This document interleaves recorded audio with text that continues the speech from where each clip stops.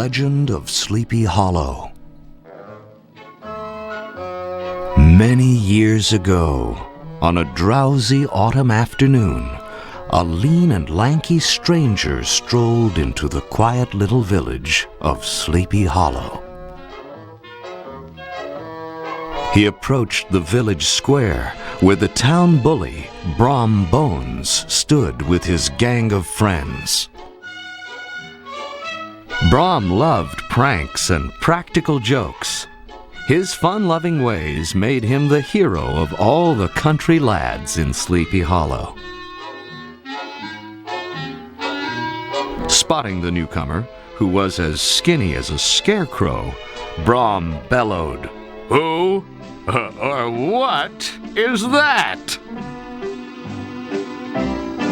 Ignoring Brom Bones, the stranger smoothly turned to the surrounding womenfolk. "The name's Ichabod Crane," he said. "I am the new schoolteacher." The ladies of Sleepy Hollow were charmed by Ichabod. Brom only laughed at this silly stork of a man. Ichabod was the master of his classroom, but he stayed on good terms with his students, especially if their mothers were good cooks. Brom never thought the laughable Ichabod could be his rival. But everything changed the fateful day Ichabod saw Katrina van Tassel at a picnic. When Ichabod first spotted the beautiful Katrina, he forgot all about the picnic food. She was the loveliest girl in Sleepy Hollow. And her father, Mr. Van Tassel, was the richest farmer in the county. Though all the single men of the village wished they were Katrina's sweetheart, Brom Bones was her suitor. Katrina thought Brom was a little too sure of himself. To make the big bully jealous, she playfully flirted with both Ichabod and Brom.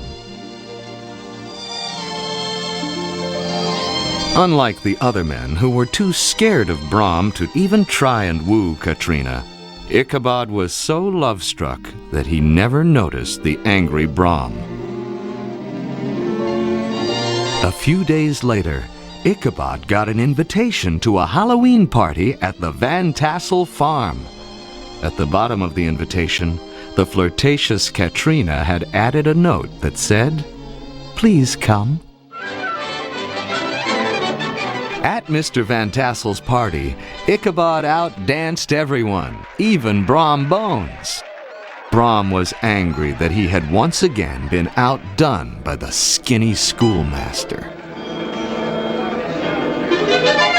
Then, Brom saw Ichabod spill a salt shaker and nervously toss the salt over his shoulder.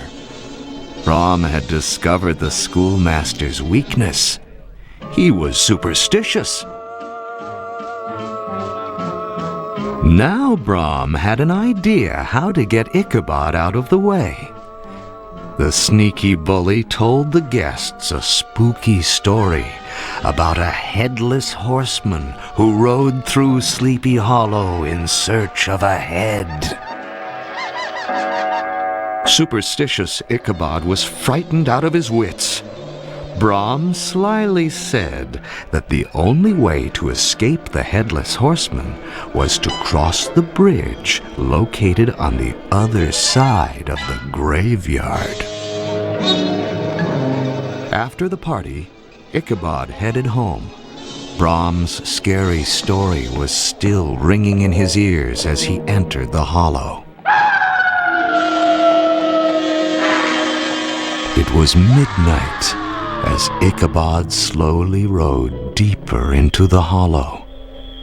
Suddenly, Ichabod thought he heard the sound of galloping hooves. Slowly, Ichabod turned to look. It was the Headless Horseman, mounted on a fiery black steed, carrying a carved pumpkin head. The phantom flashed his sharp sword in the moonlight. Ichabod's old plow horse galloped fast with fear, but the horseman's steed was much faster.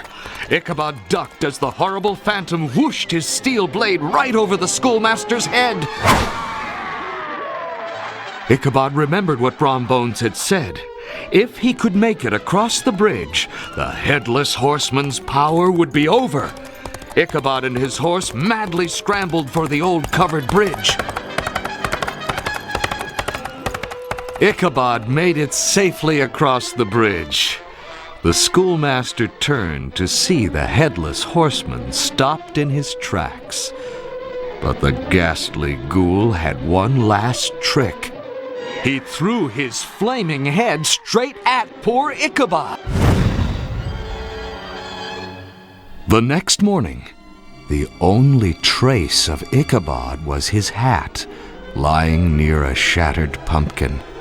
Though some believed Ichabod had simply run off, many said the schoolmaster had been spirited away by the headless horseman.